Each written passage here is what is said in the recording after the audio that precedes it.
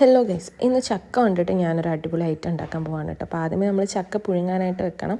അതിനകത്ത് കുറച്ച് ആവശ്യത്തിനുള്ള വെള്ളം ഒഴിച്ചിട്ടാണ് കേട്ടോ നമ്മൾ പുഴുങ്ങിയെടുക്കുന്നത്. പുഴുങ്ങിയെടുത്തതിന് ശേഷം നമുക്ക് ഈ ചക്ക ഒന്ന് മിക്സിയിലിട്ടിട്ട് അടിച്ചെടുക്കാം കേട്ടോ. അപ്പോൾ നമുക്കൊരു തിക്ക് പേസ്റ്റായിട്ട് ഇട്ടും ഈ ഒരു രൂപത്തിൽ തന്നെ നമുക്ക് അരച്ചെടുക്കാം. അതിന് ശേഷം അതിനകത്തേക്ക് നമുക്ക് ആവശ്യത്തിനുള്ള അരിപ്പൊടി, 1 കപ്പ് അരിപ്പൊടിയാണ് എടുത്തിട്ടുള്ളത്.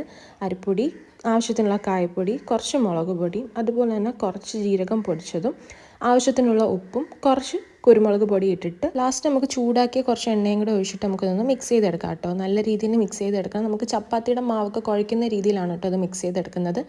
ഇനി ഈ റെഡിയാക്കിയ മിക്സ് നമുക്ക് ഒരു സേവനാഴിയിൽ ഇട്ടിട്ട് അതിനകത്ത് മുറുക്കിൻ്റെ ചില്ല് ഇട്ട് നമുക്ക് സെറ്റ് ചെയ്തെടുക്കണം. ഞാനിപ്പോൾ ഉണ്ടാക്കുന്നത് മുറുക്കാണ് കേട്ടോ, ചക്ക വെച്ചിട്ടുള്ള മുറുക്കാണ് ഉണ്ടാക്കുന്നത്. അപ്പോൾ ഈ സേവനാഴിയിലേക്ക് ആവശ്യത്തിനുള്ള മാവ് ഫില്ല് ചെയ്ത് കൊടുത്തിട്ട് നമുക്കിതൊന്ന് ടൈറ്റ് ചെയ്ത് കൊടുക്കാം. അതിനുശേഷം നമ്മൾ എണ്ണ ചൂടാക്കാൻ വെച്ചിട്ടുണ്ടായിരുന്നു കേട്ടോ. അപ്പോൾ ആ എണ്ണ നല്ല രീതിയിൽ ചൂടായതിന് ശേഷമാണ് നമ്മൾ ഈ മുറുക്കിൻ്റെ ബാറ്റർ അതിനകത്തോട്ട് ഒഴിച്ചു കൊടുക്കുന്നത്.